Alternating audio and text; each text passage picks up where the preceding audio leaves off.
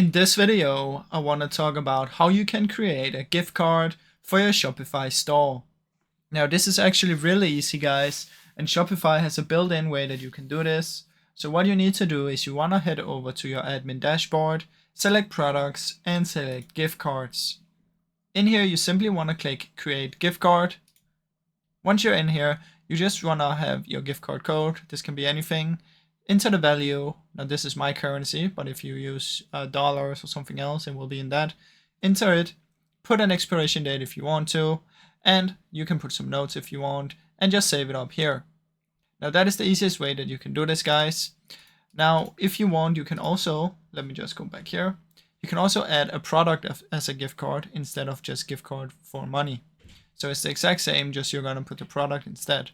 Now I really hope you enjoyed this short video. If you did, please leave a like and subscribe, as it helps me out a ton.